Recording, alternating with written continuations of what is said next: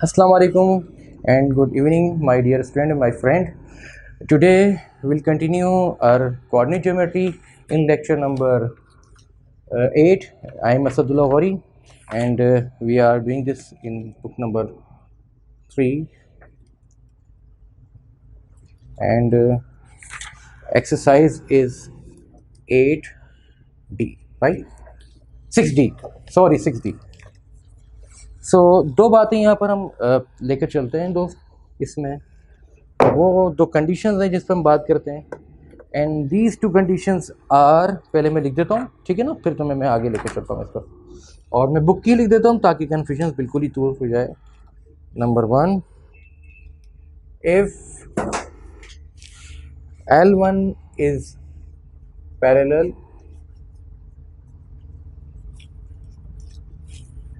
to L2 line number 2, then M1 must be equal to M2, that is gradient। ठीक है, gradient की मैंने बात कर दी। Number 2,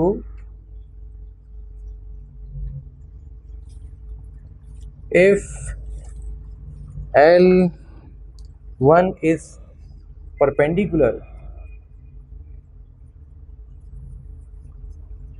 to L2, then M1 multiply by M2 equals to -1।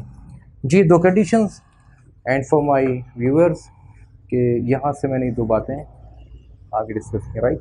ये दो कंडीशंस हैं। तो बेटा इसमें हो क्या रहा है, इसमें ये हो रहा है कि आप जब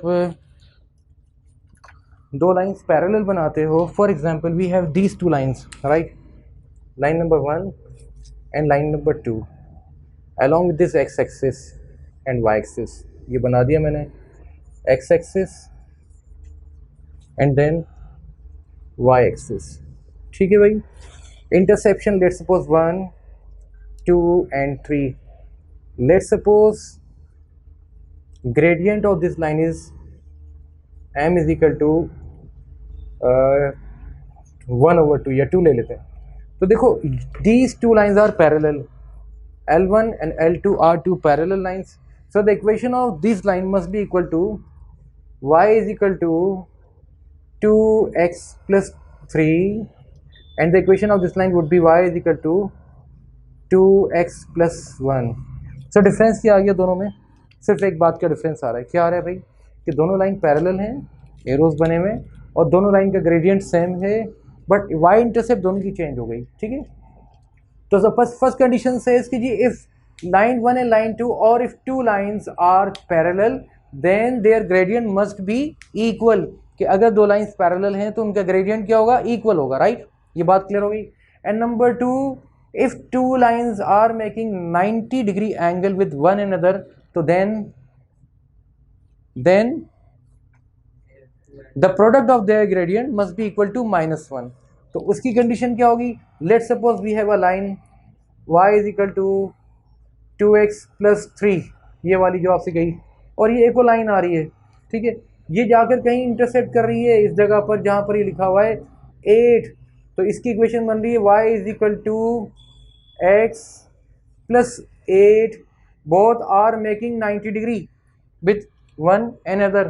तो इन दोनों के बीच में 90 डिग्री बन रहा है। Let's suppose this line be line number 1, this line be line number 2 and you have X axis like this. ये मैं एक्स एक्सिस भी बना देता हूँ यहाँ पर ताकि बात बिल्कुल क्लियर हो जाए। ये रहा एक्स एक्सिस, ठीक है, और इसको यहाँ थोड़ा सा आगे कर देते हैं, m1 into m2 equals to -1। ये मैंने कर दिया y एक्सिस, ठीक है, y एक्सिस। तो ये y एक्सिस को 4 पर इंटरसेप्ट कर रही है, और ये जहाँ इंटरसेप्ट कर रही है वहाँ पर ये 3, ये y एक्सिस को 8 पर इंटरसेप्ट कर रही है, ये इंटरसेप्ट कर रही है 3 पर। तो इसकी 100% इक्वेशन हमारे पास है। क्या है? y equals to 2x plus 3। इसकी इक्वेशन क्या? y is equal to something, यहाँ पर मुझे नहीं पता क्या आना है, इक्वल्स टू 8। बताओगे यहाँ पर क्या आएगा? इक्वेशन ऑफ दिस लाइन, मैंने इसी को उठा कर लिख दिया यहाँ पर। Equation of this line, let's suppose the equation of this line is y is equal to 2x plus 3। So what should be the equation of this line? Interception तो मैंने बता दी, 8 पर आ रही तो 8 लिख दिया, और ये मैंने एक छोटा सा इसके साथ ब्रैकेट लगा दिया। मैं फिर लिख देता हूँ, यहाँ पर ही ब्रैकेट लगा दिया मैंने, x प्लस 8 मुझे बताओ इसमें आएगा क्या। और दोनों क्या बना रही है 90 डिग्री। तो क्या करें भाई, कंडीशन लिखी हुई है कि the product of the gradient must be equal to the -1। तो अगर ये लाइन नंबर 1 है तो इसका m1 क्या होगा दोस्त, m1 क्या होगा 2। वो लाइन नंबर 2 है उसका m2 होगा, नहीं पता, no idea, right. So m1 multiply by m2 must be equal to -1 according to the condition, ठीक है। अब क्या करें भाई, m2 को सब्जेक्ट बना दें, we have no idea about the m2, -1 over m1 that is -1 over 2।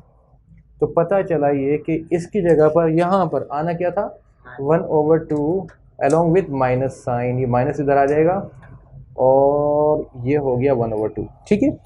So if two lines are making 90 degree angle, एक दूसरे के साथ बना रही है, तो उसका ग्रेडियंट क्या हो जाएगा, पहले वाले के ग्रेडियंट के रेसिप्रोकल हो जाएगा और माइनस साइन लग जाएगा, नहीं उसका न्यूमरेटर इसका डिनोमिनेटर बन जाएगा, इसका डिनोमिनेटर उसका न्यूमरेटर बन जाएगा और माइनस आ जाएगा, ठीक है।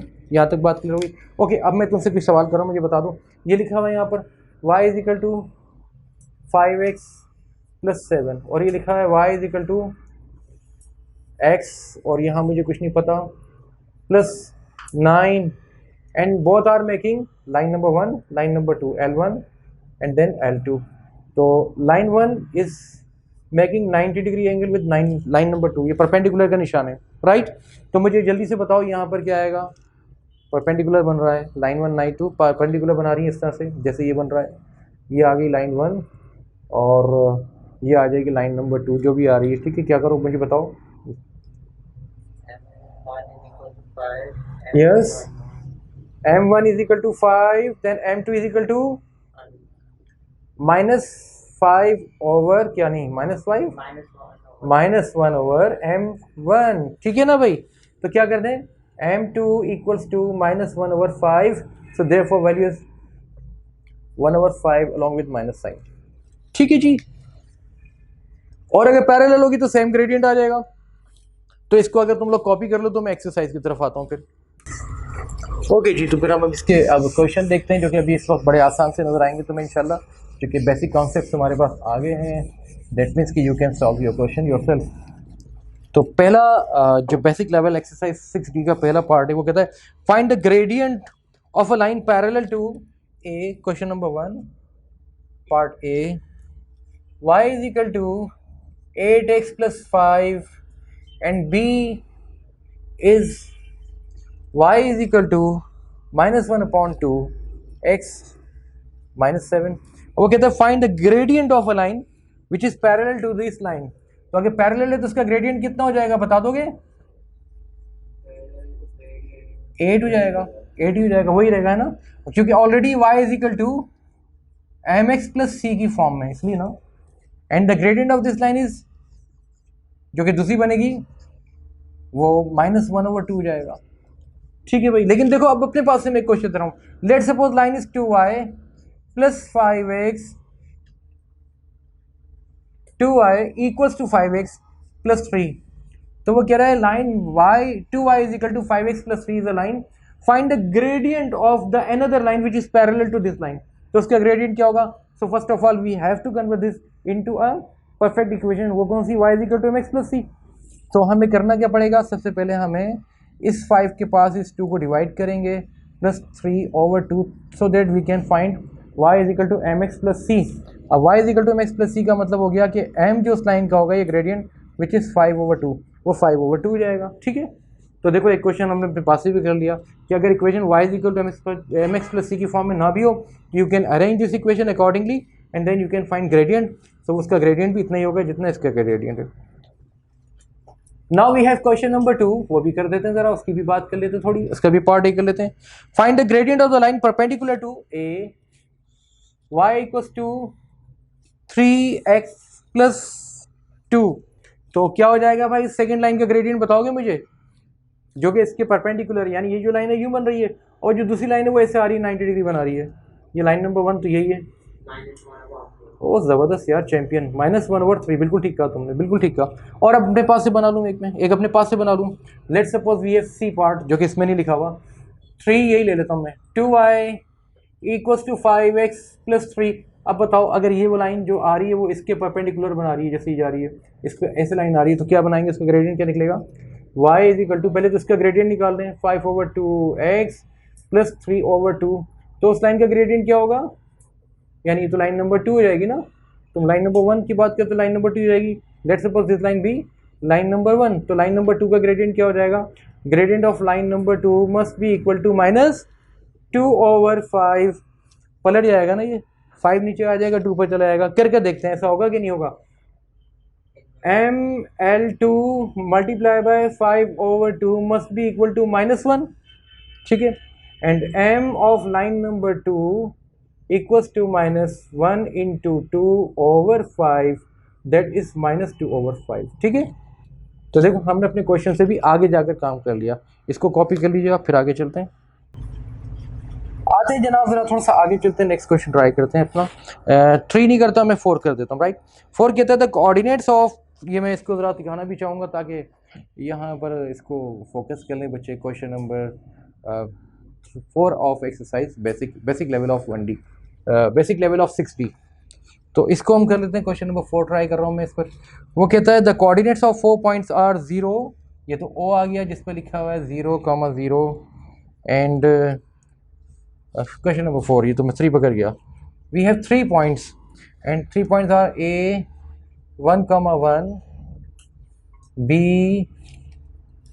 -1,4 एंड C 6,K। और वो कहते हैं find the value of K if AB is perpendicular to BC। तो ये रहा BC और ये रहा AB। तो देखो क्या लिखा है उसने, find the coordinates of 3 points if the coordinates of 3 points are 1, 1, B -1,4 and C 6,K। Find the value of K if AB is perpendicular to BC, if AB is perpendicular to BC। और तुम देख भी रहे हो कि AB को मैंने perpendicular बना दिया है, 90 डिग्री शो कर रहा है इसको, ठीक है। तो first of all we will find gradient of AB। तो AB का ग्रेडियंट कैसे निकलेगा बच्चों, बताओ। यहाँ से इसको मैं मिटाता हूँ ताकि थोड़ी सी जगह तुम्हें ज़्यादा अच्छी मिल जाए। यहाँ से बात करते हैं, तुम बताओ बेटा मुझे, m ऑफ AB इसका ग्रेडियंट निकाल रहे हैं हम, that is line number 1, okay. Line number 2 90 degree बना रहे हैं।